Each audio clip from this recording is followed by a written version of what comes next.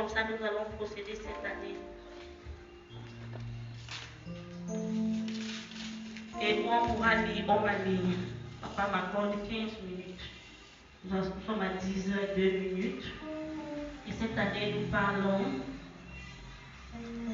des ouvriers à la moisson du maître.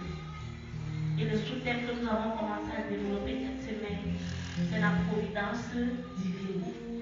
Alléluia. Bien-aimé, c'est quoi la providence divine? Je ne vais pas entrer dans l'enseignement de papa parce qu'il n'a fait que mettre la base. Du coup, je ne vais pas rentrer dans son enseignement. Mais je vais partager quelques petites choses ensemble avec nous ici. Alléluia. Je ne vais pas définir la providence divine qu'il a faite. La providence divine dépend de ton intimité et de ta relation avec Dieu. Ce n'est pas la définition de la providence divine. Mais c'est comment entrer dans la providence divine. La providence divine dépend de ton intimité avec Dieu. Elle dépend de ta relation avec Dieu. Ne venons pas nous asseoir ici. Et quand je regarde Papa Yacine qui a été promu conseiller du pasteur, et je dis pourquoi pas moi? Pourquoi je ne suis pas promu? Ça dépend de ma relation avec Dieu. Toute chose que tu reçois de Dieu dépend de comment tu marches et vis avec Dieu. Alléluia.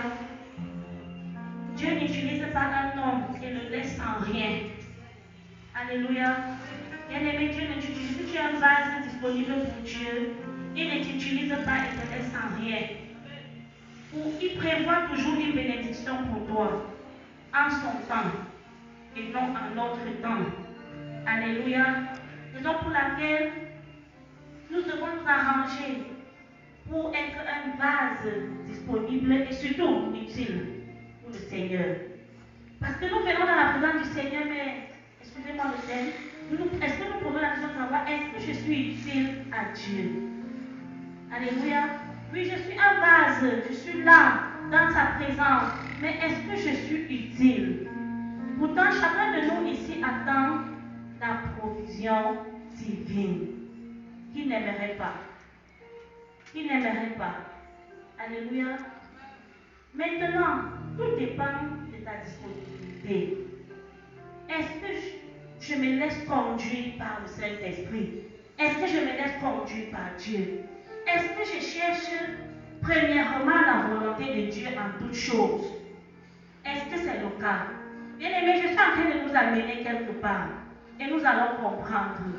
Est-ce que pendant que je suis là et que je demande à Dieu la providence divine, est-ce que je me laisse conduire par ce Dieu? Il dit, il est le berger, nous sommes le troupeau, et il nous conduit vers le vert pâturage. Quand je regarde les bœufs, parfois le berger tape, le bœuf lui, il prend une autre direction, et le berger court après lui pour le ramener. Mais dans la vie des hommes, des fois, quelle que soit la volonté du berger de te ramener, il ne nous rattrape pas toujours tous.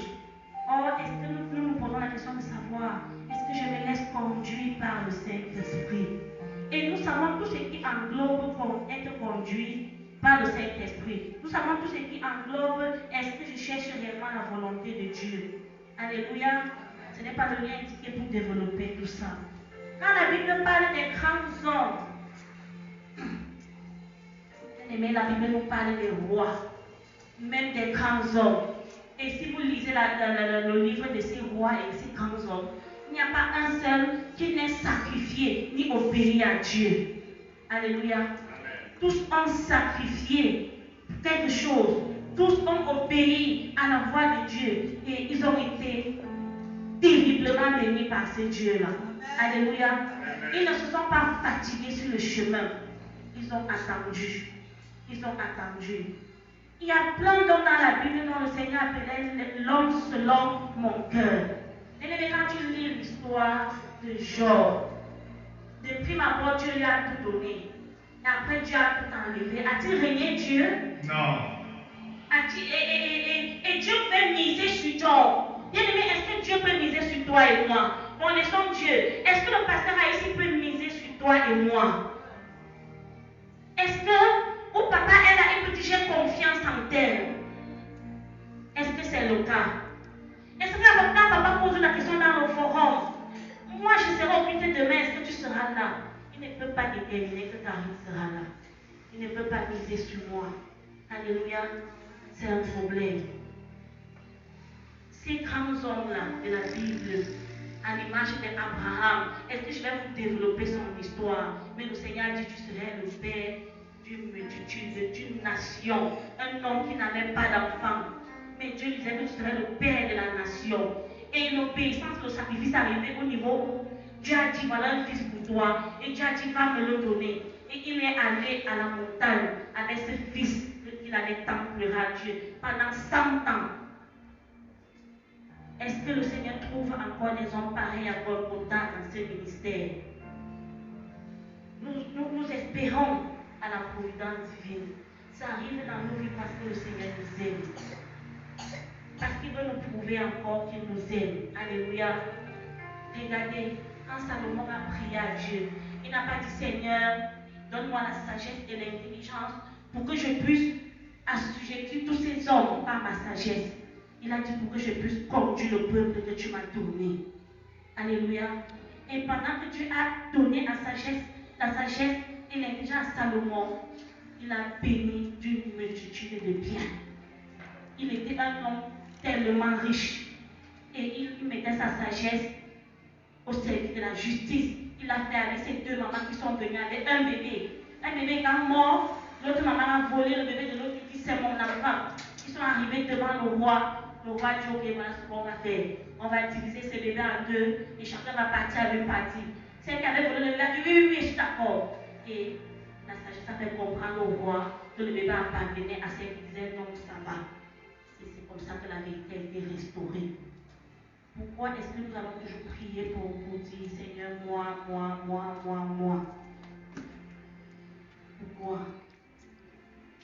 La Bible me parle encore de Joseph, le fils d'un prince, fils de Jacob, qui a vécu l'esclavage et qui a fini à la royauté. S'est-il découragé? A-t-il demandé à Dieu, Seigneur, pourquoi mes frères me traitent de la sorte? Vous connaissez le cas du roi David. C'est pour vous amener à comprendre que toutes ces personnes qui marchaient avec Dieu, ils écoutaient sa voix et ils cherchaient sa volonté avant tout. Et ils mettaient sa volonté en pratique. Bien-aimé, il ne peut pas voir la moisson des ouvriers. La moisson dans la maison du maître, si les ouvriers ne sont pas attentifs à la voix du maître. Alléluia. Amen. Ne pensons pas, bien aimé, je vais prendre un cas très simple. Papa nous a parlé de l'histoire de Ruth et de Naomi. Mais mercredi, il a dit une chose. Quand Abimelech est parti de Bethléem parce qu'une famille s'était abattue dans le pays, il n'a pensé qu'à lui. Quand tu dis de partir d'un lieu à l'autre, la plupart du temps tu vends tout. Je suppose qu'il a vendu brebis, maison, il a pris épouse et enfants. Il allait vers où il pensait trouver la nourriture et la belle vie. Il est arrivé là-bas, certainement, il a pris l'argent qu'il avait, il s'est parti une maison, il s'est installé. Il s'est avéré que dans ce pays-là, chez les Moabs, Naomi a perdu et ses fils se sont mariés à Oprah et à Ruth. Et Naomi a perdu et son époux, et son fils, ainsi que l'autre fils. Et un jour, alors que la famine, le désespoir avait saisi Naomi, elle a eu la foi de dire, je retourne vers ma terre.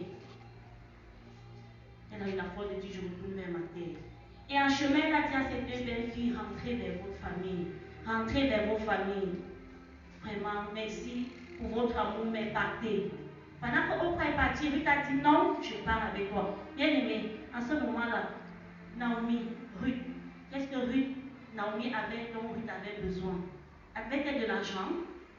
Avait-elle une maison là où elle partait? Avait-elle des biens là-bas? Mais Naomi a dit, je pars avec toi. Ici, j'ai vu autre chose. J'ai vu une disciple que Naomi a formée. C'est un disciple que Naomi a préparé. Quelqu'un qui est loyal envers Naomi. Contre vent et marée. Elle dit, je suis avec toi. Même si le monde, même si la terre tremble, même s'il n'y a plus rien sur la terre, si tu es vivant, je suis avec toi. Je marche avec toi. Je chemine avec toi. Et Naomi, voilà comment Naomi est partie. Bien aimé, pour être un ouvrier dans la moisson du maître, il faut être un disciple. Et pas seulement un disciple, je suis disciple, un disciple à la suite de son serviteur, à la suite du Père. Il faut être un disciple à la suite du Père. Il dit monte, on monte aveuglement, descend, on descend aveuglement. Vous pensez que tous ces hommes, les premiers disciples que nous connaissons n'avaient pas de famille? Ils avaient épouse, enfants, père, mère, qui ne voyaient presque plus parce qu'ils avaient tout sacrifié pour la mission. Amen. Alléluia. Amen. Et si je parle de providence divine, je dois d'abord apprendre à être un serviteur.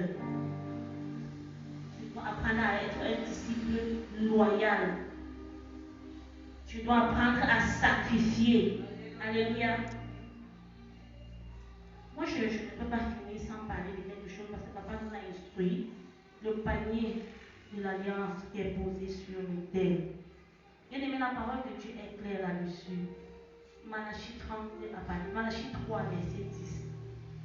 Est-ce que nous sommes loyaux envers, est-ce que nous sommes des disciples, nous sommes loyaux avec Dieu, avec notre temps? Notre temps veut dire enseignement, le mercredi, le vendredi. Pour notre présence au culte, nos dîmes, nos offrandes, nos actions de grâce. Est-ce que la moisson aussi s'est passée par là? Alléluia. Si tu veux profiter de la providence divine de Dieu, apprends à sacrifier. Amen. Alléluia. Anne a sacrifié son fils Samuel. Anne a sacrifié son fils Samuel. Pendant que tu es au service du maître, souvenez-vous de l'histoire d'Élie. Quand il a dit à cette veuve, ton dernier mari et ton dernier que tu dis là, fais-moi du pain. Elle a dit que si elle le fait, elle va mourir, elle et son fils, parce qu'elle-même prévoit manger et mourir. Il a dit, fais-moi du pain. Cette femme, vous pensez qu'elle a connu encore la famine un jour? La Bible nous dit non. En dehors de la famille, elle a nourri sa famille, elle a nourri les voisins, elle a vendu, elle avait l'argent, elle avait les biens, parce qu'elle avait sacrifié, elle avait obéi.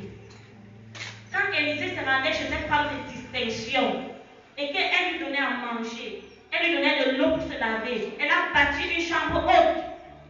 Mais à côté de ça, quand Élisée a envoyé son serviteur, il va lui demander qu'est-ce qu'elle veut. Elle a dit qu'elle est au milieu des siens et qu'elle est heureuse. Bien aimé, pendant que tu sers le Seigneur, il met ton désir dans le cœur de l'homme. Alléluia. Et c'est comme ça qu'avec le serviteur a dit, il n'y a point d'enfant dans cette maison. Et il a dit, appelle-moi la dame. Quand la dame est arrivée, Élisée lui dit, à la même période l'année prochaine, tu auras un fils. Est-ce que la femme de distinction a demandé le fils? Non. Elle a tout donné, elle a sacrifié pour Dieu. Et Dieu a mis l'œil sur son besoin et a béni. Alléluia. Pourquoi est-ce que je vais dire que vraiment où je suis là? Je ne peux pas aller là-bas parce que j'ai telle chose à faire. Le Seigneur connaît ce besoin. Mets-toi juste à son service. Et la providence est divine. Que tu pars chercher en abandonnant son œuvre, là va te localiser. Amen. Alléluia. Moi, c'est ce que Dieu m'enseigne. Je voulais dire que je ne vais pas entrer dans le thème de papa parce qu'il va développer cela lui-même. Mais ce que je sais, c'est qu'il faut renoncer. Il faut sacrifier. Il faut obéir. Alléluia. Moi, depuis 2 semaines, j'ai constaté quelque chose avec ma fille. Le dimanche, elle me dit, maman, ne me donne pas l'argent, j'ai l'argent d'une franc. Quand elle fouille son petit sac, elle sort le billet de 500. Parce que je n'ai jamais donné moins de 500 à cet enfant pour mettre dans mon panier. Depuis qu'elle marche et que je prends sa main pour amener mon panier. La semaine dernière, elle m'a dit, ne me donne pas. Cette semaine, elle me dit, ne me donne pas. Elle prend prendre de son argent. Quand elle va au panier, vous pensez que ses ressources à elle vont s'assécher un jour? Quelqu'un lui donnera toujours 1000 francs, 500 de gauche à droite et elle pensera à venir déposer dans le panier. Alléluia. Bien-aimés, cherchons à préserver la place des privilèges que Dieu nous a accordés et demeurer ses disciples, quelles que soient les épreuves. Beaucoup aimeraient être ici, mais ils ne sont pas là. Donc, gardons cette place. Soyez bénis. Au nom de Jésus. Amen.